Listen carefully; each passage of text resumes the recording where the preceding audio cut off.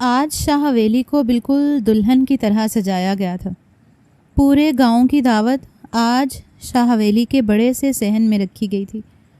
بچے، بوڑھے، جوان، فقیر، ہر ایک شخص کو اس دعوت عام میں آنے کی اجازت تھی۔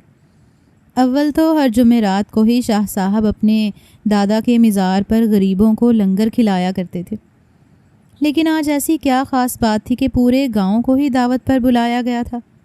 لوگ آپس میں چاہ مکھوئیاں کر رہے تھے۔ جن کو معلوم نہیں تھا ان کو بھی بتایا جا رہا تھا۔ کہہ رہے تھے آج پھر صاحب شاہ کے پوتے اور پوتی کا نکاح کیا جا رہا ہے۔ شاہ صاحب آج بہت خوش ہیں اور بڑے کھلے دل والے ہیں۔ دیکھو ہم غریبوں کا کتنا خیال ہے ان کو۔ ہماری تو یہی دعا ہے کہ اللہ تعالیٰ اس جوڑے کے نصیب اچھے کرے۔ شاہ صاحب کو اور ان کے پوتے پوتی کو دعائیں دیتے گھر میں داخل ہوئے تھے۔ شاہ صاحب ہر ایک مہمان کو بذات خود اپنے گھر میں خوش آمدید کہہ رہے تھے۔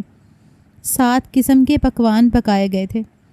ہر سو خوشی کی لہر دوڑ رہی تھی، جبکہ دلہا جس کی زندگی کی شروعات پر دعائیں دی جا رہی تھیں، وہ اپنے کمرے میں اپنا سر تکیے کے نیچے دیے سونے کی کوشش کر رہا تھا، لیکن نیچے صحن سے آتی ہوئی بار بار لوگوں کی آوازوں نے اس کی نیند میں خلل ڈال رکھا تھا۔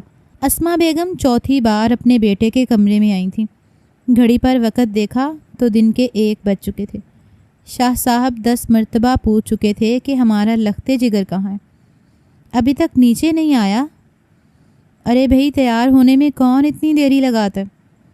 اگر میرے گھٹنوں میں درد نہ ہوتا تو ہم خود اس کے کمرے میں جا کر اس سے پوچھتے۔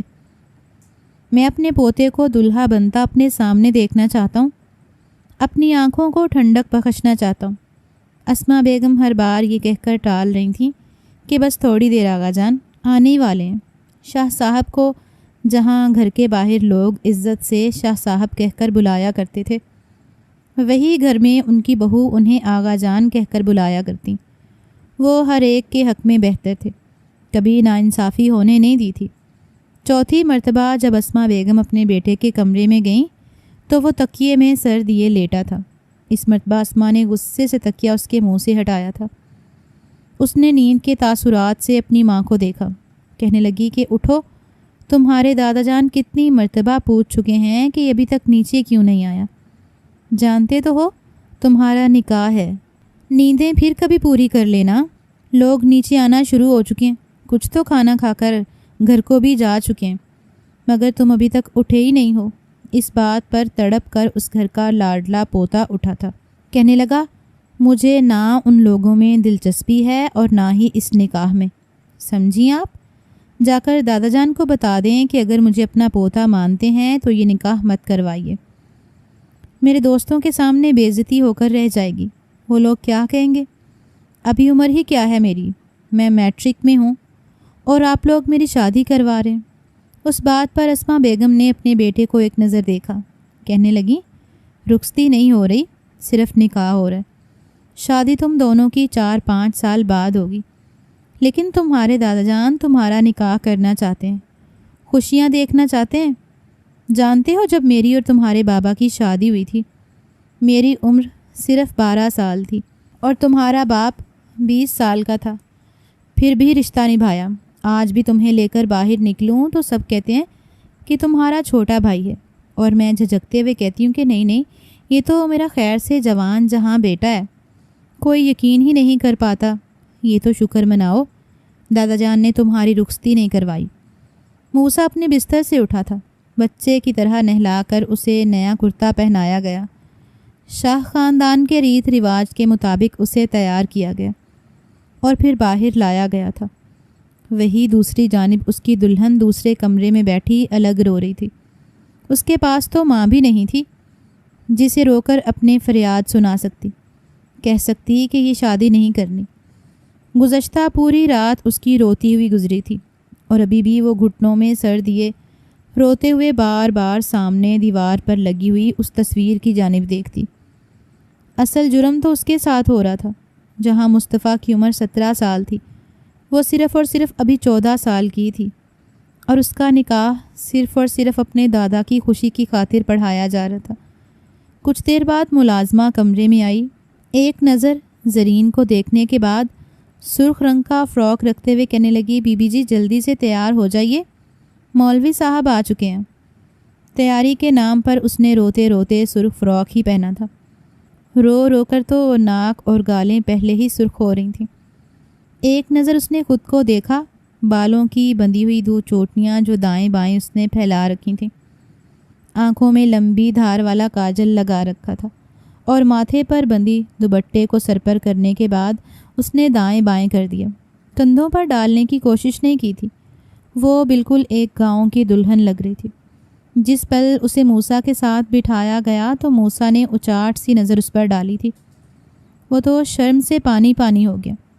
اس کا بس نہیں چل رہا تھا کہ وہ غصے سے اٹھ کر وہاں سے چلا جائے۔ شہر میں پڑھنے کی وجہ سے وہ وہاں کے ماحول میں کافی ڈھل چکا تھا۔ وہاں کی لڑکیوں میں اور زری میں زمین آسماں کا فرق تھا۔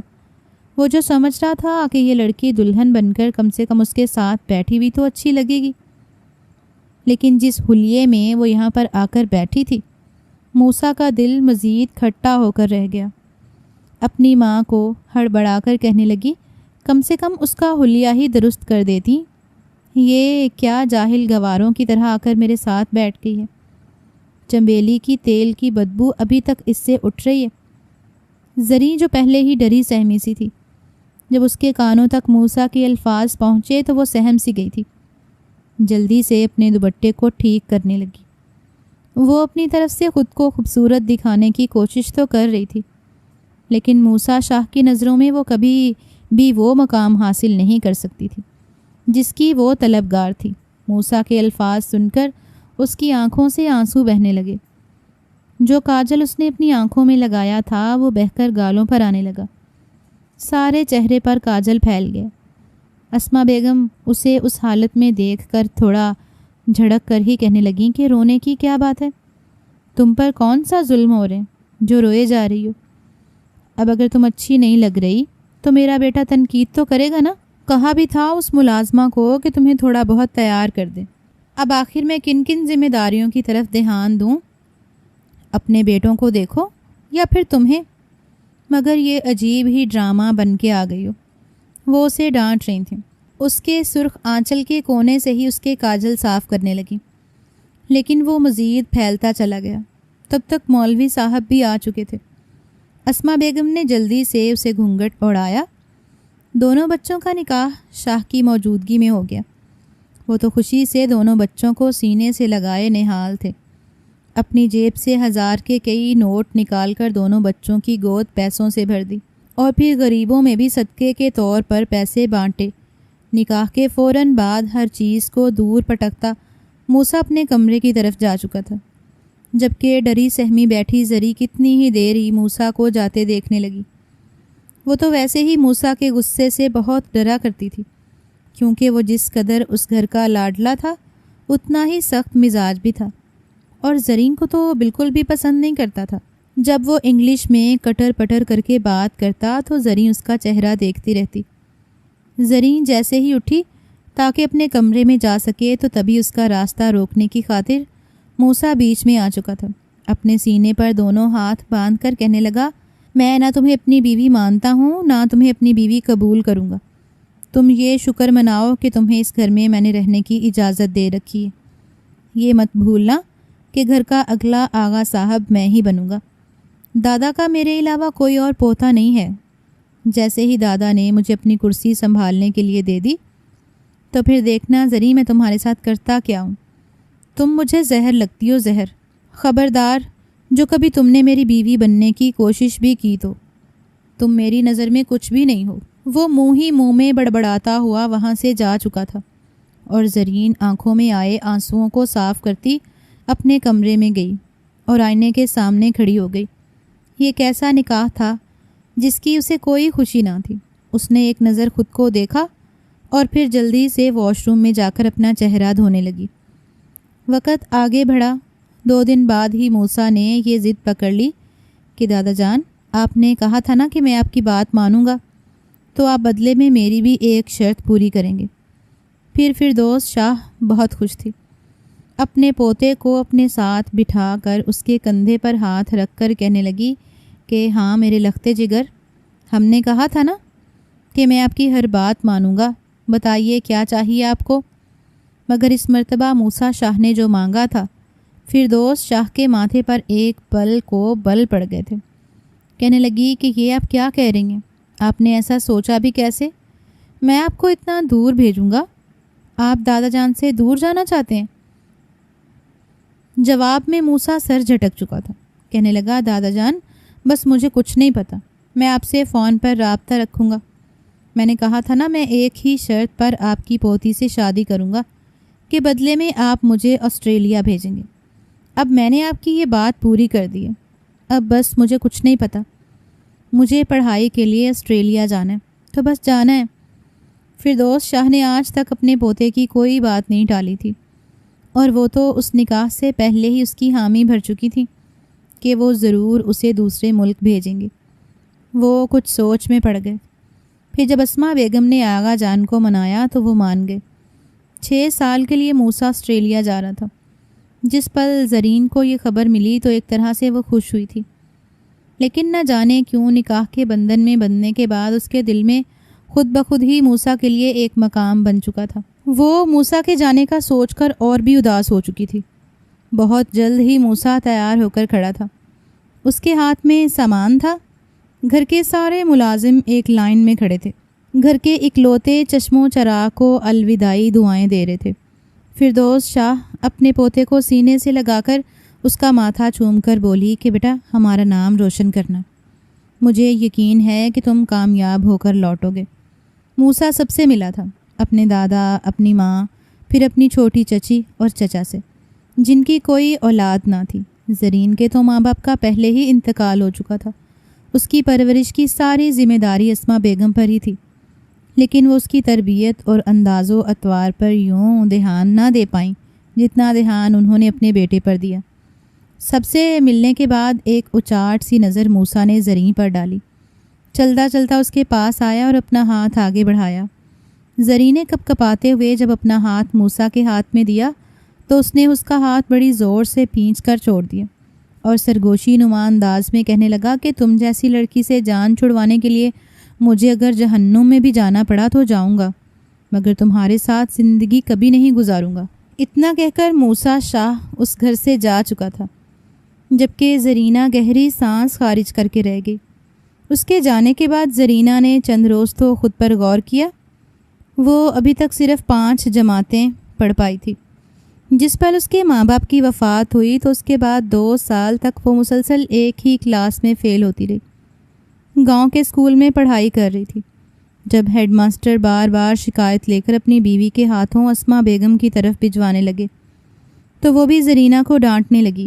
کہنے لگی کہ ماں باپ کے انتقال کا غم سب کو ہوتا ہے، مگر ایسا بھی نہیں کہ بندہ اپنی بے عزتی ہی کروانا شروع کر دے۔ دیکھو، اگر تم نہیں پڑھنا چاہتی تو صاف صاف الفاظ میں ہمیں بتا دو۔ جواب میں زرینہ اس قدر بوجھل دماغ تھیں کہ کہنے لگی، مجھے پڑھائی نہیں کرنی، مجھے بس گھر رہنا ہے۔ یوں 5 جماعتیں پڑھنے کے بعد اس نے دوبارہ آگے تعلیم جاری رکھی ہی نہیں، اور اب جب اس نے موسیٰ کے طعنے سنے تو ایک مرتبہ گھبراتے ہوئے فردوس شاہ کے سامنے گئی تھی۔ فردوس شاہ نے اپنی پوتی کو دیکھا تو چہرے پر بے ساختہ مسکراہٹ چھا گئی۔ 2 چوٹیوں میں بندھے بال اور چٹیا کے آخر پر بندھے ہوئے سرخ رنگ کے ربن دوپٹہ سر پر رکھے، عام سا کرتا اور ٹراؤزر پہنے وہ چلتی ہوئی فردوس شاہ کی آرام گاہ میں آئی تھی۔ اپنی پوتی کو اپنے سینے سے لگا کر اس کے ماتھے پر لب رکھ چکی تھی۔ کہنے لگی، بتاؤ میری جان، کیسے آنا ہوا اپنے دادا جان کے پاس؟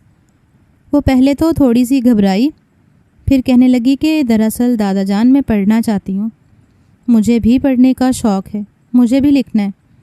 اسی پل اسما بیگم بھی وہاں پر آ گئی۔ اس کے منہ سے پڑھائی کی بات سن کر وہ اپنے ماتھے پر بل ڈال گئی۔ پھر فردوس شاہ اسے سنبھالنے لگے کہ بیٹا، کیا تم ہماری روایات نہیں جانتی؟ اس وقت تم نے پڑھائی سے انکار کر دیا تھا، اور اب جب تم اس گھر کی نہ صرف بیٹی بلکہ بہو بن چکی ہو تو اب تم پڑھائی کرنا چاہتی ہو؟ یہ تو غلط بات ہے۔ تم جانتی ہو ہمارے گھر میں لڑکیوں کو پڑھائی کی اجازت نہیں ہے۔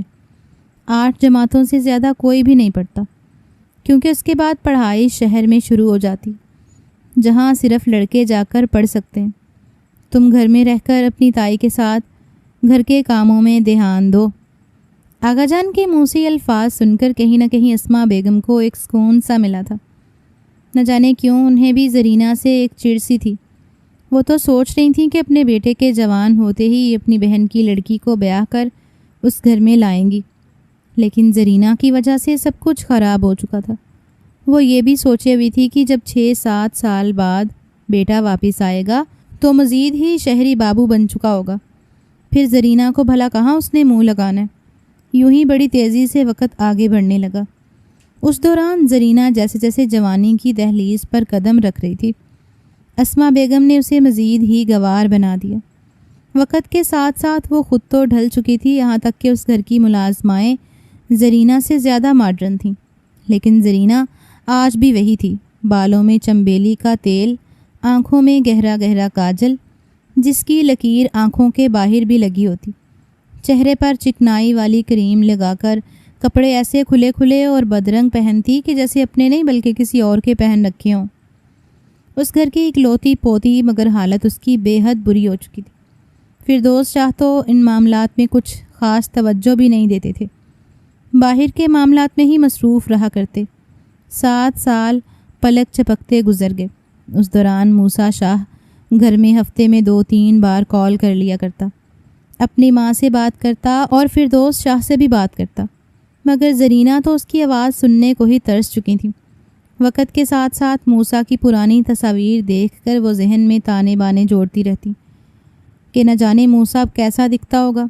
7 سال کا عرصہ گزر چکا۔ 7 سال کا عرصہ کچھ کم تو نہیں تھا، خوبصورت تو وہ بھی بہت ہو چکی تھی، لیکن سادگی آج بھی یوں ہی عیاں تھی۔ اس روز اسما بیگم جب صبح صبح اٹھیں تو یہ خوشخبری سنائی کہ آج ہمارا چشم و چراغ واپس آ رہا ہے۔ جیسے ہی یہ خبر فردوس شاہ کو ملی تو ان کی خوشی کی کوئی انتہا نہیں رہی۔ وہ جو گزشتہ 1 ہفتے سے بیمار تھیں، پوتے کے آنے کی خبر سن کر ان کے چہرے پر ایک رونق چھا گئی۔ وہیں زرینہ بھی دل ہی دل میں مسکرائی تھی۔ نہ جانے موسیٰ اب کیسا دکھتا ہوگا، وہ سوچ سوچ کر شرما رہی تھیں، خوشی سے اٹکیلیاں کرتی۔ جیسے ہی کچن میں گئیں تو سب سے پہلے تو اس نے قیمتی ڈنر سیٹ جو اسما بیگم نے خاص کل ہی منگوایا تھا، وہ اس کے بازو لگنے سے کرچی کرچی ہو گیا۔ جیسے ہی اسما بیگم نے اپنے ڈنر سیٹ کی پلیٹیں اور ٹرے کے یوں ٹوٹے ہوتے دیکھے تو چلا اٹھی تھی، کہنے لگی جاہل لڑکی، یہ کیا کیا ہے تم نے؟ ذرا بھی تم میں عقل نہیں ہے۔ یہ کیا چھوٹی بچی ہو جو جلتی گرتی گھوم رہی ہو، اتنا نقصان کر دیا میرا۔ وہ اچھی خاصی زرینہ کو سنا چکی تھی اور وہ اپنے ہاتھوں سے وہ ٹوٹے ہوئے پلیٹوں کے کانچ اٹھانے لگی تو ایک کانچ اس کے ہاتھوں میں بھی پیوست ہو گیا۔ خون کی بوندیں فرش پر گرنے لگیں، مگر اسما بیگم کو پرواہ ہی کہاں تھی۔ کہنے لگی کہ تم ایک ایک چیز اپنے ہاتھوں سے اٹھاؤ گے، عجیب نحوست پھیلا دیتی ہو۔ آج میرا بیٹا باہر سے آ رہا، جانتی ہو کانچ کا ٹوٹا ہمارے خاندان میں کتنا بدشگن مانا جاتا ہے۔ فوراً اسما بیگم نے اپنے پرس سے 500 کا نوٹ نکال کر اپنے بیٹے کا غائبانہ صدقہ دیا اور وہ پیسے ملازمہ کو دے دیے کہ جاؤ جا کر کسی بھکاری کو دے آؤ۔ لیکن ملازمہ گھر سے باہر جا کر وہ پیسے اپنے ہی پلو سے باندھ کر واپس گھر آ چکی تھی۔ پورے گھر کی صفائی ستھرائی کر لی گئی۔ پورے 6 سال بعد فردوس شاہ کا پوتا واپس آ رہا تھا۔ زرینہ نے ایک نظر خود کو دیکھا۔ اس نے آج اپنے بالوں کی چٹیاں نہیں باندھی تھی، بلکہ کھول کر کندھوں پر پھیلا لیے تھے۔ اپنے کپڑوں میں سب سے خوبصورت کپڑے یعنی جامنی رنگ کا فراک اور چوڑی دار پاجامہ پہن لیا۔ شیفون کا دوپٹہ اس نے اپنے سر پر اڑایا تھا۔ ہلکی ہلکی لپسٹک اس نے اپنے ہونٹوں پر لگا لی تھی۔ خود کو آئینے میں دیکھ کر اسے لگا جیسے اس حلیے میں دیکھنے کے بعد موسیٰ شاہ تو جیسے اس کا دیوانہ سا ہو جائے گا۔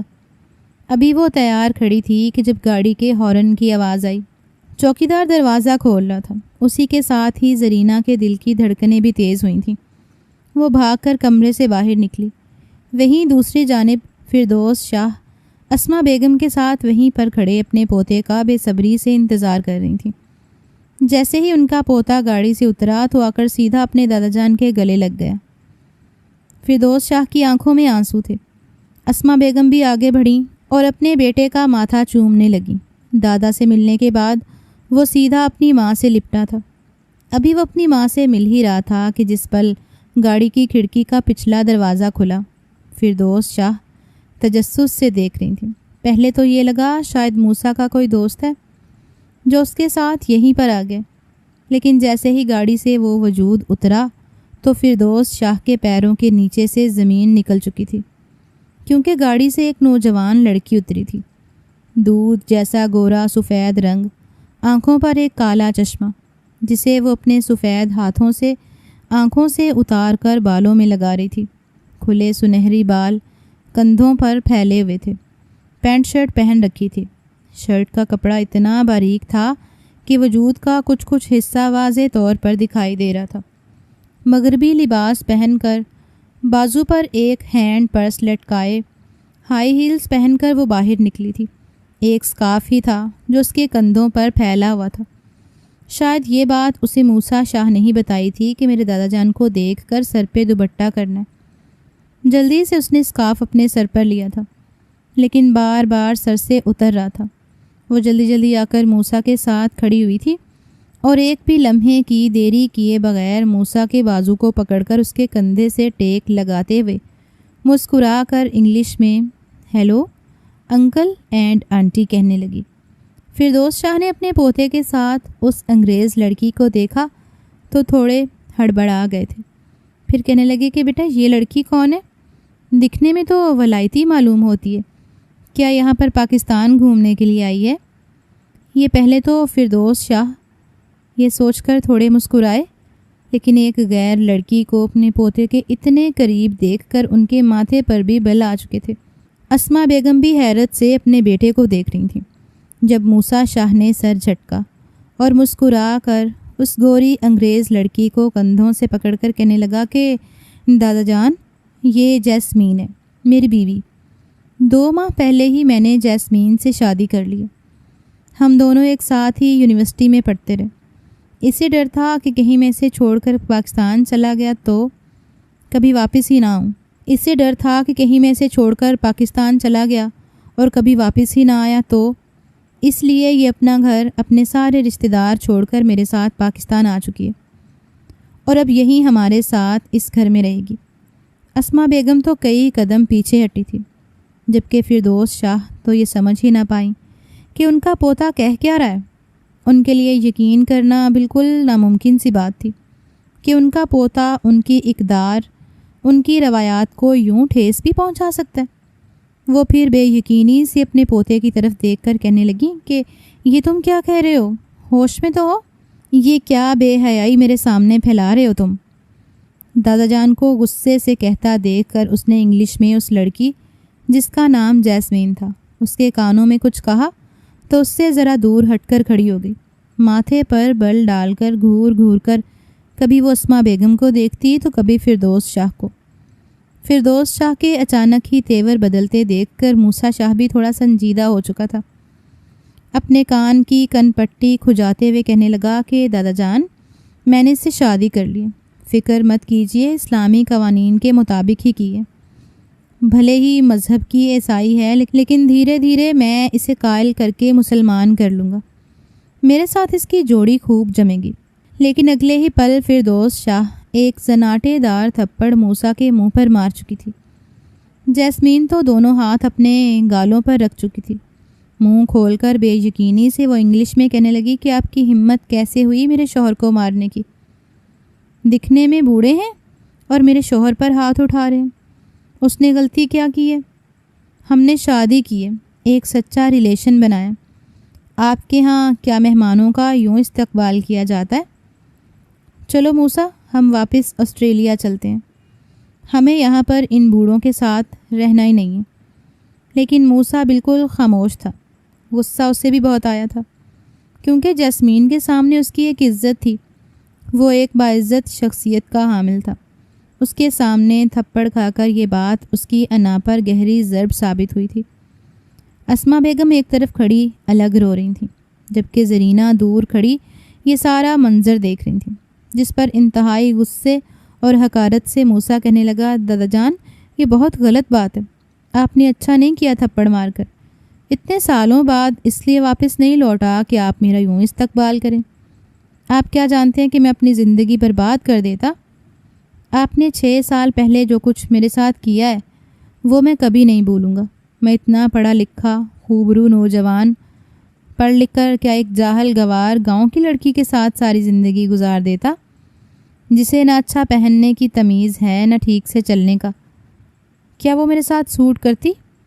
میرے ساتھ جو لڑکی جھچتی تھی میں نے اس کے ساتھ شادی کر لی۔ میری بیوی صرف اور صرف جیسمین ہے اور میں اپنی زندگی اسی کے ساتھ گزارنے کا فیصلہ کر چکا ہوں۔ فردوس شاہ کو لگا تھا جیسے پوتا پڑھ لکھ کر آئے گا ان کا نام روشن کرے گا، لیکن اتنے سالوں کے فاصلے نے تو اسے بالکل ہی بدل کر رکھ دیا تھا۔ ان کی آنکھوں میں آنسو آئے۔ وہ اپنے پوتے کو کہنے لگی، تم نے ہمارے خاندانی روایات کو توڑا ہے۔ ہمارے خاندان میں آج سے پہلے کسی نے بھی برادری سے باہر لڑکی نہیں لائی، اور تم برادری تو کیا غیر مذہب کی لڑکی لے کر آئے، وہ بھی ایسی بے باک بے حیا عورت۔ لیکن اس لڑکی کی خاطر موسیٰ اپنے دادا جان سے لڑنے کے لیے بھی تیار ہو چکا تھا۔ کہنے لگا، خبردار، میں آپ لوگوں کے منہ سے اپنی بیوی کو لے کر ایک لفظ بھی نہ سنوں۔ یہ میری عزت ہے، میں کسی کو یہ حق نہیں دیتا کہ وہ اس کے بارے میں کچھ بھی کہے۔ اسما بیگم نے جب بیٹے کو اپنے دادا کے سامنے آواز اونچی کرتے دیکھا تو اس نے اس لڑکی اور اپنے بیٹے کا ہاتھ پکڑا اور انہیں گھر کے اندر لے جانے لگی۔ بیٹے کو ڈانٹ کر کہنے لگی کہ اب بس کر دو بیٹا، مزید زبان مت چلاؤ، یہ مت بھولو کہ تمہارے سامنے آغا جان کھڑے ہیں۔ موسیٰ اور اس کی وہ گوری بیوی دونوں ہی گھر میں داخل ہوئے تو سامنے ہی زرینہ سیڑھیوں پر کھڑی تھی۔ پورا وجود تو جیسے مٹی کی مورت بن گیا تھا۔ وہ بے یقینی سے اتنے سالوں بعد لوٹ کر آنے والے موسیٰ کو دیکھ رہی تھی۔ وہ جو سوچ رہی تھی کہ اتنے سالوں بعد موسیٰ کے دل میں اپنی خاطر ایک نرمی دیکھے گی۔ چلو بیوی نہ سہی، لیکن کم سے کم وہ اس کی کزن تو تھی۔ کئی سال پہلے ان دونوں کا نکاح ہوا تھا۔ جہاں اتنے سالوں کا انتظار کرتے کرتے زرینہ کے دل میں موسیٰ کے لیے جذبات ابھرنے لگے تھے، وہ اسے اپنا شوہر ماننے لگی تھی اور بس یہ سوچ رہی تھی کہ ایک مرتبہ موسیٰ واپس آ جائے وہ خود کو بالکل اس کی مرضی کے مطابق کر لے گی، وقت کے ساتھ ساتھ خود کو ڈھالے گی، موسیٰ کی پسند ناپسند اپنے دل میں بسائے گی۔ لیکن موسیٰ نے تو سب کچھ بدل کر رکھ دیا تھا۔ موسیٰ نے جب ایک نظر زینیہ کو دیکھا تو انتہائی حقارت سے طنزیہ انداز میں ہنسا تھا، پھر سر جھٹک کر اپنے ساتھ کھڑی اپنی بیوی کو اشارتاً کہنے لگا، یہ ہے وہ لڑکی جس کے ساتھ میرے دادا جان نے میری بات پکی کی تھی۔ کہاں میں اور کہاں یہ، ہم دونوں میں زمین آسماں کا فرق ہے۔ یہ تو میرے ساتھ ایک جوکر لگتی ہے۔ وہ انگلش میں اس سے بات کر رہا تھا اور جواب میں وہ بھی ہنس کر طنزیہ انداز میں اپنے سنہری بالوں کی ایک لٹ انگلی پر گھما کر طنزیہ انداز میں اس زرینہ کو دیکھنے لگی۔ زرینہ جہاں تھی وہیں کھڑی رہ گئی۔ وہ دونوں ہی اپنے کمرے میں جا رہے تھے۔ جس پل فردوس شاہ واپس لاؤنج کی طرف پلٹے، غصے سے کہنے لگے، خبردار موسیٰ شاہ، جو تم نے اپنی اس غیر مذہب غیر مسلم لڑکی کو اپنے کمرے میں لے جانے کی کوشش کی تو یہ تمہارے ساتھ ایک کمرے میں نہیں رہے گی۔ ہم نے آج تک مہمانوں کی عزت کی ہے، انہیں عزت سے رکھا ہے، اسے بھی عزت سے رکھیں گے، لیکن مہمان خانے میں تم نے جو کیا سو کیا، لیکن اب ہمیں مجبور مت کرو کہ ہم کوئی سخت فیصلہ لینے پر مجبور ہو جائیں۔ سن کر موسیٰ نے ایک نظر جیسمین کو دیکھا، پھر اس سے کہنے لگا کہ تم اس کمرے میں جا کر آرام کر لو، میں اپنے کمرے میں جاتا ہوں۔ لیکن فردوس شاہ کے منہ پر ہی وہ لڑکی پٹر پٹر کرتی کہنے لگی کہ نہیں، جو میرے شوہر کا کمرہ ہے میں بھی وہی رہوں گی، میں شوہر کے علاوہ کہیں نہیں رہوں گی۔ اتنا کہہ کر وہ خود موسیٰ کا ہاتھ پکڑتی آگے جانے لگی۔ فردوس شاہ تو شکایتی نظروں سے اسما بیگم کی طرف دیکھ رہے تھے۔ زرینہ جو بت بنی کھڑی تھی، فردوس شاہ نے اسے اپنے قریب بلایا اور پھر اسے سینے سے لگا کر رونے لگے۔ کہنے لگے کہ بیٹا مجھے معاف کر دو، میں نے تمہارے ساتھ بہت غلط کیا، میں تو کبھی سوچ بھی نہیں سکتا تھا کہ میرے پوتا میرے ساتھ ایسا بھی کر سکتا ہے۔ وہ اپنی بہو پر دل کی بڑاس نکالنے لگے کہ کیا تمہیں معلوم نہیں تھا کہ یہ لڑکا وہاں پر کیا کرتا پھر رہا ہے؟ یہی وجہ تھی کہ میں اس سے باہر بھیجنا نہیں چاہتا تھا۔ جانتا ہوں باہر کی دنیا اور ہے اور ہمارے ریت رواج اور، یہ باہر جا کر بھٹک جائے گا، لیکن کہیں نہ کہیں مجھے اعتبار تھا کہ میری بہو میرے پوتے کی اچھی تربیت کرے گی۔ اسما بیگم چپ چاپ ساری باتیں سنتی رہیں، پھر ایک سانس خارج کر کے کہنے لگیں کہ ویسے آغا جان، بات تو میرا بیٹا بھی ٹھیک کہہ رہا ہے۔ یہ لڑکی کہیں سے بھی ان کی میل نہیں کھاتی، نہ ہی وہ زرینہ کو شروع سے پسند کرتا تھا۔ دیکھ لیا زبردستی کا نتیجہ، میرا بیٹا باہر سے گوری میم لے کر آ گیا، جوان خون ہے، اب میں اس پر ہاتھ اٹھاتی اچھی تھوڑی لگوں گی۔ اتنے سالوں بعد میرا بیٹا واپس آیا ہے اور میں اس زرینہ کی وجہ سے اس کے ساتھ اپنا رویہ بگاڑ دوں؟ نہیں کر سکتی۔ وہ کہہ تو رہا ہے کہ یہ لڑکی اسلام قبول کر لے گی، یہاں کے طور طریقے اپنا لے گی۔ میرے خیال سے ہمیں اس گھر کی بہو تسلیم کر لینا چاہیے۔ فردوس شاہ چپ ہو چکے تھے، جبکہ زرینہ کے دل پر کیا گزر رہی تھی اس سے کوئی بھی نہیں پوچھ رہا تھا۔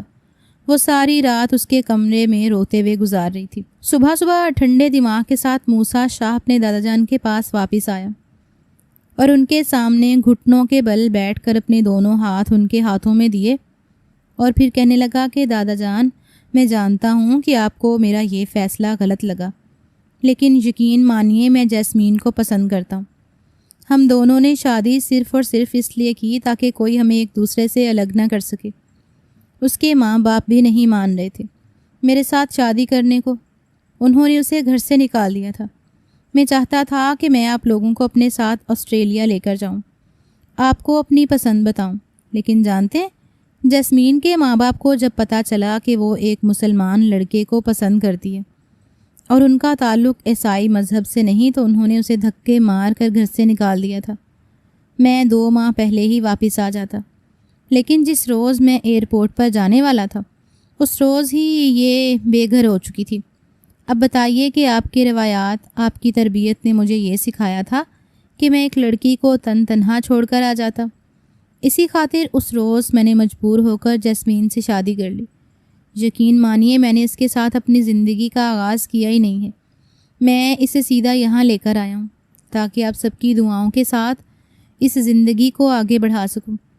جس قدر بڑے ہی پیار سے دھیرے دھیرے موسیٰ اپنے دادا جان کو یہ سب کچھ بتا رہا تھا، اس کی ہر ایک بات پر غور کرتے رہے، لیکن پھر اگلے ہی پل ایک گہری سانس خارج کر کے بولے کہ بیٹا، زندگی تم نے گزارنی، تم نے ہماری روایات کو توڑا ضرور ہے، ہمارے دل کو ٹھیس پہنچائی ہے، لیکن اس سے بھی بڑھ کر تم نے زرینہ کو دکھ پہنچایا ہے۔ وہ پچھلے 7 سال سے تمہارے نام پر بیٹھی ہے، کیا تمہیں ذرا احساس نہیں آیا کہ پاکستان میں تمہاری ایک منکوحہ موجود ہے؟ اگر یہ تمہاری منکوحہ نہ ہوتی تو اب تک میں اسے رخصت بھی کر چکا ہوتا۔ تم نے بہت غلط کی ہے زرینہ کے ساتھ، جانے انجانے میں زیادتی ہو چکی ہے اور اس کے ذمہ دار صرف اور صرف تم ہو۔ فردوس شاہ اپنے پوتے کو غیرت دلا رہے تھے اور پھر یہ شرط رکھی کہ میں تبھی تمہاری اس انگریز بیوی کو قبول کروں گا اگر تم زرینہ کے ساتھ اپنا تعلق ٹھیک رکھو گے۔ زرینہ بھی تمہاری بیوی ہے، میں نہیں چاہتا کہ تم کل کو زرینہ کو طلاق دے دو، اسے چھوڑ دو۔ تم جہاں جاؤ گے، جو کچھ کرو گے، صرف تمہاری ایک بیوی نہیں بلکہ زرینہ بھی تمہارے ساتھ ہی رہے گی، سمجھے تم؟ اگر یہ سب کچھ نہیں مان سکتے تو میں روایتی بزرگوں کی طرح تمہیں یہ نہیں کہوں گا کہ یہ گھر چھوڑ کر چلے جاؤ، نہ میں تمہیں جائیداد سے آگ کروں گا، بلکہ یہ سب کچھ میں تمہیں دوں گا اور اپنی پوتی کو لے کر اس گھر سے چلا جاؤں گا۔ یہ سمجھوں گا کہ میرا ہر رشتہ مجھ سے بے وفائی کر چکا ہے۔ موسیٰ شاہ تو تڑپ اٹھا، کہنے لگا نہیں نہیں، ایسا کچھ نہیں ہوگا، آپ ایسی باتیں کیوں کر رہے ہیں؟ میں کہہ رہا ہوں نا، میں کبھی بھی زرینہ کو طلاق نہیں دوں گا، میں تو بس آپ لوگوں کے ساتھ خوش رہنا چاہتا ہوں۔ یوں فردوس شاہ کہیں نہ کہیں سے اپنے دل سے ملامت کا بوجھ دور ہٹا چکے تھے۔ وہیں دوسری جانب موسیٰ آئے روز جیسمین کو لے کر کبھی کھیتوں میں گھمانے لے کر جا رہا ہوتا، کبھی باغ میں لے جاتا، تو دونوں کافی خوش نظر آ رہے تھے، اور ان خوشیوں میں موسیٰ یہ بھی بھول گیا کہ زرینہ لمحہ بلمحہ اس کی ہر ایک حرکت کو نوٹ کر رہی ہے۔ وہ اس کی پہلی بیوی تھی، مگر اس کی محبت اس کے احساسات سے پوری طرح محروم تھی۔ اسما بیگم تو سارے ناز نخرے اپنی انگریز بہو کے اٹھا رہی تھی، زرینہ اس گھر میں پڑے ہوئے فالتو سامان سے زیادہ اور کچھ بھی نہیں تھی۔ فردوس شاہ بھی بالکل بستر پر ہی لگ گئے۔ شاہ پھر مردان خانے میں لوگوں کے ساتھ بات چیت میں مصروف رہتے یا پھر اپنے کمرے میں آرام کیا کرتے۔ زرینہ اس روز کچن میں کام کر رہی تھی، کئی روز سے رو رو کر اسے بخار ہو چکا تھا، ساتھ ہی گلا خراب اور زکام بھی لگ چکا تھا۔ اسے کسی بھی چیز کی بو محسوس نہیں ہو رہی تھی۔ اپنے ہی دھیان میں سبزی تیار کرنے کے بعد جیسے ہی وہ چولہے کی طرف گئی اور ماچس کی طرف ہاتھ بڑھایا تاکہ نئی نویلی آنے والی دلہن یعنی جیسمین کے لیے سبزیاں ابال سکے، اس سے پہلے کہ وہ ماچس جلاتی تبھی کچھ بدبو محسوس کرتا ہوا موسیٰ کچن میں آیا تھا۔ اگلے ہی پل چلایا تھا کہ آگ مت جلانا۔ اس کے چلانے کی آواز پر زرینہ کے ہاتھ سے ماچس گر چکی تھی۔ آگے بڑھ کر اس نے سب سے پہلے سلنڈر کو دیکھا۔ چولہے کے برنز تو بند تھے مگر سلنڈر لیک ہو رہا تھا۔ اگر وہ 1 سیکنڈ بھی آنے میں دیری کر دیتا تو نہ جانے کتنا بڑا دھماکہ ہو سکتا تھا۔ زرینہ تو گھبرا چکی تھی، جبکہ وہ چلا کر اپنے ناک کے آگے بار بار ہاتھ رکھتا یہی کہہ رہا تھا کہ کیا پاگل ہو گئی ہو؟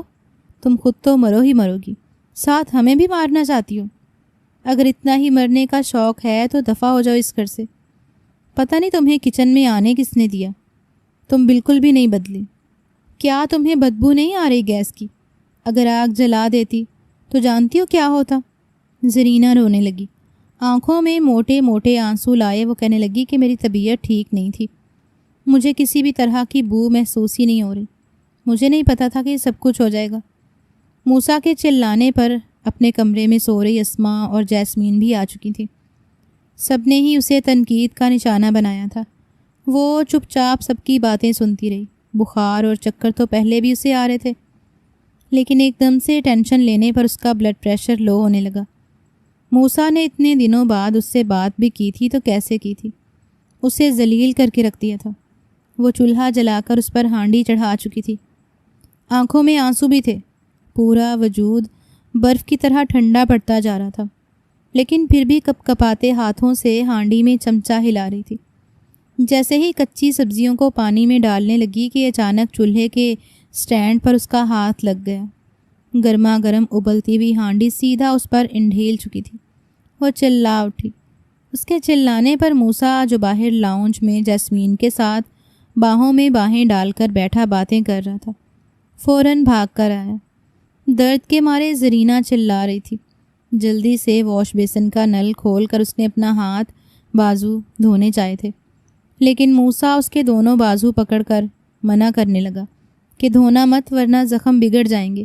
اور یہ کیا کرتی رہتی ہو تمہارا دھیان کہاں ہوتا ہے؟ ایک مرتبہ پھر موسیٰ اسے ڈانٹنا شروع کرتا، اس سے پہلے ہی وہ پھوٹ پھوٹ کر رونے لگی تھی۔ صاف ظاہر تھا کہ اسے جلنے کا زخم ہونے کا بھی درد تھا، لیکن اس سے زیادہ درد اس کے دل پر لگے زخموں کا تھا جو وہ اس وقت محسوس کر رہی تھی۔ اس کے بازوؤں پر دھیرے دھیرے چھالے نکلنا شروع ہو چکے تھے۔ یہ دیکھ کر اسماء بیگم بھی پریشان ہو گئیں۔ بیٹے سے کہنے لگی، اگر آغا جان کو پتہ چل گیا تو قیامت کھڑی ہو جائے گی۔ اس لڑکی کو ڈرائیور کے ساتھ فوراً ڈاکٹر کے پاس بھیجو۔ اتنا بازو جلا لیا، پتہ نہیں اس کا دھیان کہاں ہے، ہر کام ہی الٹا کر رہی ہے۔ اسماء بیگم اسے اس حالت میں دیکھ کر بھی دبی دبی آواز میں ڈانٹ رہی تھیں، جبکہ وہ رو رو کر اپنا پورا چہرہ بھر چکی تھی۔ گرم گرم کھولتا پانی گرنے کی وجہ سے اس کے ہاتھ اور بازو کافی جل چکے تھے۔ ایک نرم رومال موسیٰ نے خود زرینہ کے بازو پر لپیٹا تھا اور پھر کہنے لگا کہ یہ ہمارے گھر کی لڑکی ہے، ملازم کے ساتھ بھیجنا اچھا نہیں ہے۔ پھر جیسمین سے مخاطب ہو کے کہنے لگا کہ تم یہیں رکو، میں ابھی آتا ہوں۔ وہ زرینہ کو اپنے ساتھ گاڑی میں بٹھا کر لے جا چکا تھا۔ بار بار زرینہ سے یہی کہہ رہا تھا، درد زیادہ تو نہیں ہو رہا؟ تم ہمیشہ سے ہی نقصان کرتی ہو، اپنا بھی اور دوسروں کا بھی۔ پتہ نہیں تمہیں عقل کب آئے گی، یا پھر شاید کبھی آئے گی ہی نہیں۔ پہلے تم سلنڈر سے سب کو بھوننے والی تھی اور اب خود ہی جلا دیا۔ موسیٰ بھلے ہی یہ سب کچھ کڑوے کوسیلے الفاظ کہہ رہا تھا، لیکن اس کا لہجہ نرم تھا۔ زرینہ کو روتا دیکھ کر اس نے یہی کہا تھا کہ فکر مت کرو، ابھی ڈاکٹر کے پاس جاؤ گی تو وہ دوائی لگائیں گے، ٹھیک ہو جاؤ گی۔ ڈاکٹر کے پاس پہنچتے ہی ڈاکٹر نے سب سے پہلے جلے ہوئے ہاتھ اور بازوؤں کو دیکھا، پھر دوا لگا کر پٹی کر دی۔ کچھ دوا وہیں پر زرینہ کو کھانے کے لیے بھی دے دی۔ ڈاکٹر نے جب موسیٰ سے پوچھا کہ یہ کون ہے آپ کی، دراصل اب میں ان کے کچھ ٹیسٹ وغیرہ بھی لینے ہیں، تو جواب میں موسیٰ نے یہی کہا تھا کہ یہ میری بیوی ہیں زرینہ موسیٰ شاہ۔ تو زرینہ کا پورا وجود اس وقت کانپ سا گیا تھا، چہرے پر حیا کی لالی سی آئی تھی۔ وہ تو جیسے اس کے منہ سے اپنا نام سن کر ہی سرشار سی ہونے لگی۔ سارے درد ایک پل کو غائب ہونے لگے۔ ڈاکٹر اس کے ہاتھوں اور بازوؤں پر پٹی باندھ چکے تھے، مگر بخار اور کمزوری، وقت پر کھانا نہ کھانے کی وجہ سے ڈاکٹر نے اسے سختی سے تاکید کی تھی کہ اپنی ڈائٹ کا خیال رکھیے اور یہ دوا کھانا کھانے کے بعد ہی لیں۔ زرینہ کے دونوں ہاتھوں پر پٹیاں ہوئی تھیں۔ وہ موسیٰ کے ساتھ گھر کی طرف جانے کے لیے نکلی۔ نہ جانے کتنے سالوں بعد، یا پھر جب سے ہوش سنبھالا تو اس کے بعد پہلی مرتبہ ہی وہ گاؤں سے شہر کی طرف آئی تھی۔ پہلے تو رو رو کر ہلکان ہوتی رہی، لیکن آج موسیٰ کے ساتھ پہلی مرتبہ گھر سے باہر جا کر اسے ہر منظر ہی اچھا لگ رہا تھا۔ ہر ایک چیز کو اپنی آنکھوں میں اتار رہی تھی۔ اسے ہر ایک شے حسین لگ رہی تھی۔ تبھی سڑک کے کنارے اسے آئس کریم کی دکان دکھائی دی۔ آئس کریم کو دیکھ کر اس کے منہ میں پانی سا آیا تھا۔ موسیٰ نے جب اس کے چہرے پر ایک نظر ڈالی اور للچائی نظریں آئس کریم کی طرف پڑتی دیکھی تو اس نے گاڑی کو وہیں پر بریک لگائی۔ زرینہ گھبرا کر کہنے لگی کہ کیا ہوا، گاڑی خراب تو نہیں ہو گئی؟ لیکن وہ چپ چاپ گاڑی سے اترا تھا، جا کر آئس کریم اپنے لیے بھی لی اور پھر زرینہ کے لیے بھی لے کر آیا تھا۔ وہ اپنی آئس کریم تو تیز تیز کھا کر ختم کر چکا تھا، لیکن زرینہ اپنے زخمی مرہم والے ہاتھوں سے منہ کی طرف کرتی بھی تو درد کی شدت سے اسے کچھ کھایا نہ جاتا۔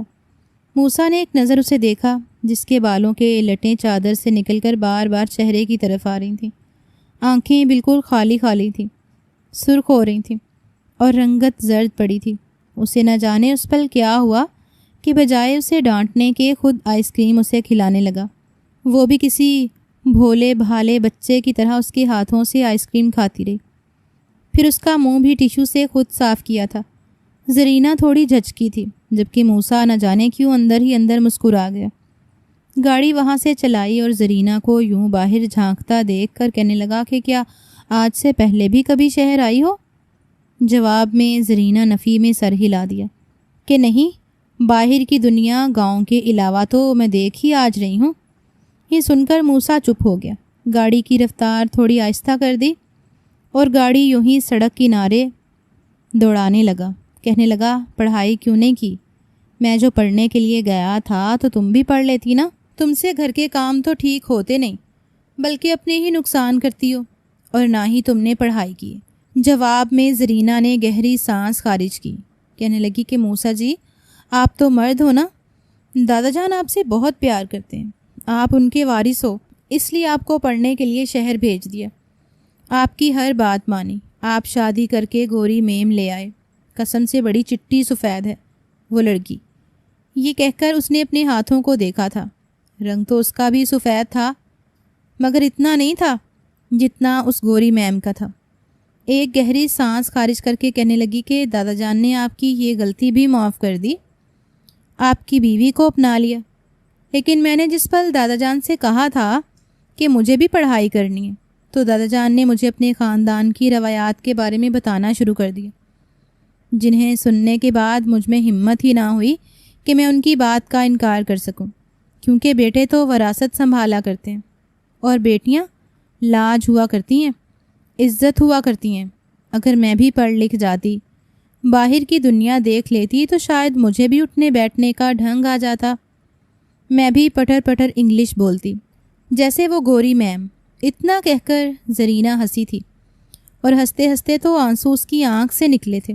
اس نے باہر دیکھتے ہوئے آنسوؤں کو پونجا تو تھا، مگر موسیٰ ان آنسوؤں کو دیکھ چکا تھا۔ وہ کچھ بھی نہ بولا، ایک گہری سانس خارج کر گیا۔ اندر ہی اندر اسے ایک پچھتاوا سا گھیر چکا تھا۔ اسے یہ لگنے لگا کہ جیسے اب تک زرینہ کے ساتھ زیادتیاں ہی ہوئی ہیں۔ اس کی ایک بڑی وجہ شاید یہ بھی تھی کہ زرینہ کے ماں باپ موجود نہیں تھے۔ گھر پر حکومت دادا جان کے بعد اسما بیگم کی تھی۔ اسما بیگم نے زرینہ کو وہ اہمیت حاصل کرنے دی ہی نہیں تھی کبھی، جس کی وہ حقدار تھیں۔ موسیٰ نے نہ صرف اسے آئس کریم کھلائی تھی، بلکہ وہ جس چیز کو دیکھ کر اس سے سوال کرتی، وہ اسے وہی چیز دلاتا گیا۔ اسے برانڈڈ سوٹ بھی دلائے اور دلا کر یہ کہا کہ آئندہ کے بعد تم اس طرح کے کپڑے نہیں پہنو گی، تمہیں بجائے کمرے تک محدود رہنے کے اپنے آپ کو تھوڑا باہر کی دنیا تک بھی لانا ہوگا۔ تم آج بھی 20 سال پرانے وقت میں رہ رہی ہو۔ زرینہ اس کی ہر ایک بات کو بالکل دل سے لگا رہی تھی، ہر ایک بات کو نصیحت کی طرح سمجھ رہی تھی۔ گھر پہنچتے ہی جیسے موسیٰ گاڑی سے اترا تو تبھی جیسمین بھاگتے ہوئے باہر آئی، جس کے گلے میں دوپٹے کا نام و نشان بھی موجود نہیں تھا۔ اس نے ایک شارٹ سا کرتا اور ٹراؤزر پہن رکھا تھا، آ کر سیدھا موسیٰ کے سینے سے لگ چکی تھی۔ لگی تو موسیٰ کے سینے سے تھی، لیکن ترچھی نظروں سے دیکھ وہ زرینہ کو رہی تھی۔ تھوڑی اردو بھی بولنا اسے آ چکی تھی۔ موسیٰ کو گلے سے لگا کر کہنے لگی، ارے ڈارلنگ، اتنی دیر کہاں لگا دی تم نے؟ جانتے تو ہو میں پریشان ہو جاتی ہوں۔ شکر ہے تم واپس آ گئے، اس لڑکی کو گاڑی سے اتارو، ہم دونوں ابھی باہر جائیں گے اور مل کر ڈنر کریں گے۔ زرینہ نے ایک نظر موسیٰ کو دیکھا تھا اور پھر اس لڑکی کو، ایک گہری سانس خارج کر کے چپ چاپ اندر چلی گئی تھی۔ بس اس کے خواب پانی کے بلبلے کی مانند ہی تو تھے، کچھ پل کی خوشیاں تھیں اور پھر وہی تنہائی، وہی بے چینی بیچ میں حائل ہو جاتی تھی۔ موسیٰ بھی جیسمین کو دیکھ کر دوبارہ اس کے ساتھ گھل مل گیا۔ رات کا کھانا وہ جیسمین کے ساتھ کھا کر ہی گھر لوٹا تھا۔ جیسمین تو اپنے کمرے میں چلی گئی، لیکن اس کی نظر اوپری منظر پر کھڑکی میں گئی، جس میں اسے ایک پرچھائی سی دکھائی دی تھی۔ ایسا لگ رہا تھا جیسے کھڑکی میں کوئی بیٹھا ہوا ہو۔ جیسمین کو کمرے میں بھیجنے کے بعد وہ کمرے سے باہر آیا۔ اس کا رخ سیدھا اوپری منزل پر تھا۔ چھت پر جاتے ہی اسے سامنے کھڑکی میں گھٹنوں پر سر رکھے بیٹھی زرینہ دکھائی دی۔ رات کے تقریباً 11:15 بج رہے تھے اور وہ اس وقت نیم اندھیرے میں یہاں بیٹھی۔ جیسے ہی موسیٰ اس کے قریب گیا تو وہ تھوڑی سی گھبرا چکی تھی، ابھی بھی رو رہی تھی، آنکھوں میں آنسو تھے۔ موسیٰ نے اسے روتے دیکھا تو کہنے لگا کہ کیا ہوا، یہاں کیوں بیٹھی ہو؟ کیا تم نے نیند کی دوا نہیں لی؟ اگر نیند نہیں آ رہی تو جا کر میری ماما کے کمرے میں سو جاؤ۔ بھلے ہی اسے زرینہ کے ان پڑھ اور سادگی کی وجہ سے اس سے چڑ تھی، لیکن اندر سے وہ تھا بے حد نرم اور حساس قسم کا۔ زرینہ نے اس کی بات سنی تو کہنے لگی کہ نہیں، میں ٹھیک ہوں، وہ تو مجھے اپنے کمرے میں داخل بھی ہونے نہیں دے گی، اور ویسے بھی میری ہر رات ایسے ہی گزرتی ہے، یہاں بیٹھ کر چاند کو گھورتی رہتی ہوں، جب تک نیند نہ آئے میں چاند کو اپنے دکھ سناتی رہتی ہوں۔ اتنا کہہ کر وہ خاموش ہو چکی تھی، جبکہ موسیٰ کتنی دیر چپ چاپ اسے دیکھتا رہا، کہیں نہ کہیں اس کے ساتھ زیادتی تو کر رہا تھا۔ پھر دادا جان کی باتیں بھی دماغ میں گھومنے لگیں کہ دونوں بیویوں کو برابر کے حقوق دو، ورنہ اللہ تعالیٰ کی پکڑ بہت سخت ہوگی تم پر۔ وہ دادا جان کی بات پر ہی عمل کرنا چاہتا تھا۔ یہی وجہ تھی کہ اس سے زرینہ کی عادات کے بارے میں تھوڑی بہت جانکاری تو ملنی ہی تھی۔ وہ اسے کمرے میں لے کر آیا، اپنے ہاتھوں سے دوا نکال کر کھانے کے لیے دی۔ وہ کسی معصوم بچے کی مانند اس کی ہر ایک بات مان رہی تھی۔ اسے اپنے پاس دیکھ کر مسکرائی۔ جیسے ہی وہ وہاں سے جاتا تو چہرے پر پھر سنجیدگی چھا جاتی۔ دل ہی دل میں کہنے لگی کہ کاش میں آپ کو ہمیشہ اپنے اس کمرے میں رکھ سکتی، آپ میری دسترس میں ہوتے، لیکن پتہ نہیں کیوں محبت کے معاملے میں میں بڑی منحوس ثابت ہوئی ہوں۔ ابھی موسیٰ زرینہ کے پاس بیٹھا اس کی پٹی کو ٹھیک کر ہی رہا تھا جب جیسمین وہاں پر آ گئی۔ اس کی آنکھوں میں تو شعلے دکھائی دینے لگے۔ آ کر موسیٰ کا بازو پکڑ کر کہنے لگی کہ آپ یہاں پر کر کیا رہے ہیں؟ آپ پر صرف اور صرف میرا حق ہے۔ کیا آپ مجھے یہاں پر سلانے کے بعد اپنی اس بیوی کے ساتھ رات گزارنا چاہتے تھے؟ یہ سن کر موسیٰ نے نفی میں سر ہلایا، کہنے لگا کہ میں صرف اس کی طبیعت کا پوچھنے آیا تھا۔ یہ آج اتنے بڑے حادثے سے گزری ہے، اب میں نہیں اس کا خیال رکھوں گا تو کون رکھے گا؟ یہ بات جیسمین کو اندر ہی اندر تڑپا چکی تھی۔ غصے کے عالم میں کہنے لگی، اس گھر میں اور بھی فرد ہیں، اس کے لیے مجھے بالکل بھی اچھا نہیں لگتا آپ کسی اور کے اتنے قریب بھی جائیں۔ چلیے آپ یہاں سے میرے ساتھ۔ وہ ہاتھ جو زرینہ نے موسیٰ کا تھام رکھا تھا، جیسمین کے کھینچنے پر وہ اس کے ساتھ کھینچتا چلا گیا۔ کمرے میں جانے سے پہلے موسیٰ نے ایک نظر زرینہ کو دیکھا تھا، جو اپنا ہاتھ یوں ہی ہوا میں بلند کر کے رکھے ہوئے موسیٰ کو ہی دیکھ رہی تھی۔ کمرے میں لے جانے کے بعد جیسمین نے موسیٰ سے اچھی خاصی لڑائی کی تھی کہ میں تمہیں دوبارہ اس لڑکی کے ساتھ نہ دیکھوں، تم اس لڑکی کو طلاق دے کر اس کی کہیں اور شادی کیوں نہیں کروا دیتے؟ جب تک وہ اس گھر میں رہے گی مجھے یہ ڈر رہے گا کہ وہ تمہیں اپنے قابو میں نہ کر لے۔ آخر کو وہ تو تمہاری خاندانی بیوی ہے۔ موسیٰ سر پکڑ کر بیٹھ گیا، بار بار اسے یہی کہنے لگا کہ ایسا کچھ نہیں ہے۔ یہ سچ ہے کہ وہ میری بیوی ہے، لیکن میں دونوں بیویوں کو برابر کے حقوق دینا چاہتا ہوں۔ اسے میں ایسے نہیں چھوڑ سکتا۔ اب تو دادا جان بھی بیمار رہتے ہیں، میری ماں بھی اسے کچھ خاص اچھا نہیں سمجھتی۔ وہ بے قصور ہم سب کی ڈانٹ کھاتی رہتی ہے۔ دیکھو، ہر کوئی پرفیکٹ نہیں ہوتا۔ کچھ لوگوں کو محبت کی ضرورت ہوتی ہے، اور محبت دے کر ان سے کچھ منوایا جائے تو وہ مان بھی جاتے ہیں۔ وہ لڑکی محرومیوں کا شکار ہے۔ موسیٰ پہلی مرتبہ اتنی گہرائی سے زرینہ کے بارے میں سوچ رہا تھا، اور یہ بات اندر ہی اندر جیسمین کو جلنے پر مجبور کر رہی تھی۔ جیسمین موسیٰ کے کہنے پر اسلام قبول کر چکی تھی۔ جب موسیٰ نماز پڑھنے کے لیے جاتا تو اسے بھی کہہ کے جاتا، وہ بھی باوضو ہو کر نماز پڑھتی۔ دادا جان بھی دھیرے دھیرے وقت کے ساتھ ڈھل چکے تھے۔ زرینہ پہلے جو اس گھر میں اپنی حیثیت کا سوچ سوچ کر روتی رہتی تھی، اب وہ ہر حق سے دستبردار ہو چکی تھی۔ اس کے ہاتھ پر زخم تھے، اس کے باوجود وہ کھانا خود ہی کھاتی۔ ملازمہ اگر اس کی مدد کرنے کے لیے آتی بھی تو اسے مدد سے انکار کر دیتی۔ پہلی مرتبہ جب وہ موسیٰ کے لائے ہوئے کپڑوں میں تیار ہوئی اور اپنے بال کھول کر گھر میں ہی موجود باغیچے میں پھولوں کو دیکھ رہی تھی، تو موسیٰ کی پہلی مرتبہ اس پر نظر پڑی۔ ایک پل کو وہ اپنی آنکھیں جھپکنا بھول چکا تھا۔ اسے زرینہ کو لے کر اپنے جذبات بدلتے ہوئے محسوس ہوئے، لیکن ہر بار جیسمین بیچ میں آ کر کبھی اس کی باہوں میں باہیں ڈال دیتی، کبھی اسے کندھے سے پکڑ کر لے جاتی۔ یہاں تک کہ ایک وقت ایسا بھی آیا جب جیسمین موسیٰ سے کہنے لگی کہ تم نے کہا تھا تم یہاں پر اپنی ماں اور دادا سے ملنے کے لیے آئے ہو۔ یہاں پر رہتے ہوئے ہمیں 3 مہینے ہو چکے ہیں، مل لیا نا تم نے سب سے؟ چلو اب ہم واپس آسٹریلیا چلتے ہیں، میں یہاں پر اب مزید نہیں رہ سکتی۔ موسیٰ اپنا سارا کاروبار آسٹریلیا میں ہی سیٹ کرنا چاہتا تھا، لیکن دادا جان کی طبیعت اسے مجبور کر رہی تھی۔ پھر اسما بیگم بھی اب بوڑھی ہوتی جا رہی تھیں، بار بار اپنے بیٹے سے یہ کہتی ہیں کہ مجھے اب اپنے پوتے پوتی کی شکل دکھا دو۔ 2 بیویاں ہیں تمہاری، اور دونوں ہی نکمی ہیں، ایک بھی مجھے وہ خوشی نہیں دے پا رہی جو کہ ہر ماں چاہتی ہے۔ کم سے کم زرینہ نہ صحیح، اپنی اس گوری میم سے ہی مجھے گورے گورے پوتے پوتیاں پیدا کر کے دو، 2 دن میں بھی خوشی سے گزار لوں۔ موسیٰ نے جب یہ بات جیسمین سے کی تو وہ اگلے ہی پل کہنے لگی کہ میں کوئی بچے پیدا نہیں کرنے والی، میرا فگر خراب ہو جائے گا۔ ہمارے ہاں تم جانتے تو ہو، جب تک شادی کو 5 سال نہ بیت جائیں میاں بیوی کے بچوں کے بارے میں سوچتے بھی نہیں ہیں، کیونکہ ہمارے ہاں طلاق بہت جلدی ہو جاتی۔ اگر بچے پیدا ہو جائیں تو عورت ان بچوں کو سنبھالے یا دوسری شادی کرے، دوسرے شوہر تو اولاد نہیں سنبھالا کرتے۔ جیسمین کے منہ سے یہ بات سن کر موسیٰ کو غصہ آیا تھا۔ کہنے لگا تم یہ کیسی باتیں کر رہی ہو؟ الٹا سیدھا مت بولو، میں تمہیں نہیں چھوڑنے والا۔ میں سوچ رہا ہوں کہ کاروبار یہیں پر شروع کر لوں، کیونکہ نہ میری ماں مجھے یہاں سے جانے دے گی اور نہ ہی دادا جان، اور نہ ہی میں اس عمر میں چھوڑ کر جانا چاہتا ہوں۔ ہمیں اب اپنا فیوچر یہیں پر رہ کر سوچنا ہوگا۔ مگر جیسمین اس بات پر اڑ چکی تھی، ایک طرف دادا جان کو دیکھتا، دوسری طرف جیسمین کو۔ آخر وہ کس کی سنتا، کس کی مانتا؟ لیکن اگلے روز جو کچھ ہوا اس نے موسیٰ کی زندگی بدل کر رکھ دی تھی۔ اس روز پورا دن ہی تیز موسلا دھار بارش ہوتی رہی۔ زرینہ کو بارش بہت پسند تھی، وہ باغیچے میں کھڑی بارش کو انجوائے کر رہی تھی۔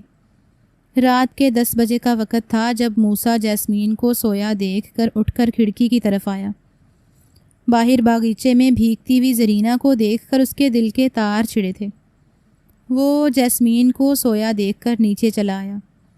اس کے بعد جب زرینہ نے اسے اپنے پیچھے کھڑا دیکھا تو وہ اپنا وجود چھپانے کی ناکام کوشش کرنے لگی۔ اسے یوں بارش میں بھیگتا دیکھ کر موسیٰ اپنے آپ پر کنٹرول کھو چکا تھا۔ وہ اپنے ہاتھ آگے بڑھا کر زرینہ کو تھام چکا تھا۔ زرینہ کو لے کر اس کے کمرے میں آیا، اور اس کے بعد کب جذبات کی آگ میں دونوں بہک کر 2 جسم اور 1 جان ہو گئے پتہ ہی نہ چلا۔ آدھی رات کو جیسمین کی آنکھ کھلی تھی۔ بادلوں کے گرجنے پر اس نے جب دیکھا تو کمرے میں موسیٰ موجود نہیں تھا۔ اس کا رخ سیدھا زرینہ کے کمرے کی طرف تھا۔ جیسے ہی دروازہ کھولا اور سامنے دونوں کو ایک ساتھ دیکھا تو وہ چلا اٹھی تھی۔ شور سن کر اسما بیگم ہی اٹھ کر آ گئی تھیں۔ جیسمین چلا کر کہنے لگی، یہ تم نے کیا کر دیا؟ تم میرے شوہر تھے، تم زرینہ کے ساتھ رات کیسے گزار سکتے ہو؟ زرینہ تو شرم سے پانی پانی ہو رہی تھی۔ ایک مرتبہ پھر آنسو اس کی آنکھ میں جھلملائے تھے۔ کیا اس کا موسیٰ پر کوئی حق نہیں تھا؟ جیسمین چلا کر جب موسیٰ کے گریبان تک پڑی تو زرینہ سے برداشت نہ ہوا۔ وہ آگے بڑھ کر زناٹے دار تھپڑ جیسمین کو لگا چکی تھی۔ کہنے لگی کہ خبردار، جو تم نے موسیٰ جی کو گریبان سے بھی پکڑا تو کیا یہی تمیز سکھائی ہے تمہارے ماں باپ نے تمہیں؟ شوہر کا احترام نہیں آتا تم کو؟ جو اتنی موٹی موٹی کتابیں بڑی بڑی یونیورسٹیوں میں پڑھتی آئی ہو، کیا ان میں شوہر کی عزت کرنا نہیں سکھایا گیا؟ جانتی بھی ہو یہ کون ہے؟ یہ موسیٰ شاہ ہیں۔ ارے تمہاری ہمت کیسے ہوئی میرے شاہ کے گریبان تک آنے کی؟ جیسمین اس سے پہلے آگے بڑھ کر زرینہ کو مارتی، موسیٰ اسے پکڑ کر دور دھکا دے چکا تھا۔ کہنے لگا، یہ میری بیوی ہے، میں اس کے ساتھ وقت گزاروں یا ہمیشہ اس کے ساتھ رہوں، تم اپنی حد میں رہو، میں نے کچھ گناہ نہیں کیا، میں تم دونوں کو برابر رکھ سکتا ہوں۔ مگر وہ تو چلا اٹھی تھی۔ کہنے لگی، تم میرے ساتھ ابھی کے ابھی آسٹریلیا چلو گے، ورنہ میں اکیلی چلی جاؤں گی، میں تم سے طلاق لے لوں گی۔ جواب میں موسیٰ بھی بپھر کر کہنے لگا کہ ٹھیک ہے، نہ تو تم میرے دادا کی خدمت کرتی ہو نہ میری ماں کی۔ مجھے سوچ کر ہی شرم آتی ہے کہ میں نے کیوں دادا جی کی خلاف ورزی کی، ان کی خاندانی لڑکی سے اپنی زندگی کیوں نہ شروع کی۔ میں تمہارے ساتھ کہیں نہیں جانے والا، اگر رہنا چاہتی ہو تو رہو، ورنہ یہاں سے چلی جاؤ۔ جیسمین چلا چلا کر کہہ رہی تھی، مجھے طلاق چاہیے، میں جا کر اپنے سابقہ بوائے فرینڈ سے دوبارہ اپنا ریلیشن بحال کروں گی، ویسے بھی وہ مجھے روز میسنجر پر معافیاں مانگ رہا ہوتا ہے۔ موسیٰ اسی پل اسے طلاق دے چکا تھا۔ طلاق دینے کے بعد وہ اپنا سامان اٹھائے اس گھر سے فوراً نکل چکی تھی، جبکہ زرینہ کتنی ہی دیر بیٹھ کر روتی رہی، ہاتھ جوڑ کر کہنے لگی کہ میری وجہ سے آپ کی من پسند بیوی گھر چھوڑ کر چلی گئی، آپ کو اسے طلاق نہیں دینی چاہیے تھی۔ لیکن موسیٰ خاموش تھا۔ فردوس شاہ بھلے ہی بوڑھے ہو چکے تھے، لیکن اپنی پوتی سے کہنے لگے، بیٹا اس شادی کا یہی انجام ہونا تھا، میرے پوتے نے جلد بازی میں جو غلطی کی تھی آج اس نے اسے سدھار دیا۔ کچھ دیر تو گھر میں کشیدگی رہی، مگر دھیرے دھیرے سب کچھ ٹھیک ہو گیا۔ موسیٰ زرینہ کے لیے محبت محسوس کرنے لگا، دونوں کا رشتہ زندگی کو نیا رخ دے گیا۔ وقت نے دونوں کو ہی ایک کر دیا تھا۔ اکثر وہ سوچتا کہ وہ بھی کتنا پاگل تھا، اگر اسے لوٹ کر واپس زرینہ کے پاس ہی آنا تھا تو وہ کیوں کر دنیا کی رنگینیوں کے پیچھے بھاگتا رہا، جبکہ زرینہ تو اپنی مثال آپ تھی، اس کی اتنی عزت کرتی، اسے اتنی محبت کرتی، محبت کے ہر سبق سے واقف تھی۔ اس نے تو شراکت کا دکھ بھی سہا تھا، لیکن موسیٰ اندر ہی اندر وعدہ کر چکا تھا، اگر دوبارہ زرینہ کی آنکھوں میں آنسو نہیں آنے دے گا۔ آج تک اسما بیگم اسے جس قدر نیچا دکھاتی آئی تھیں، وہ زینیہ کو اتنا ہی بلند مقام دے گئی۔ ان کی شادی کے 1 سال بعد فردوس شاہ انتقال کر گئے، لیکن مرنے سے پہلے اپنے پوتے کی اولاد اپنی گود میں کھلا کر ضرور گئے تھے۔ اسما بیگم بھی اپنے پوتے کو پا کر خوش ہو گئی۔ زرینہ کے ساتھ ان کا رویہ ٹھیک ہو گیا، اور یوں خوشیاں زرینہ اور موسیٰ کا مقدر بنتی چلی گئیں۔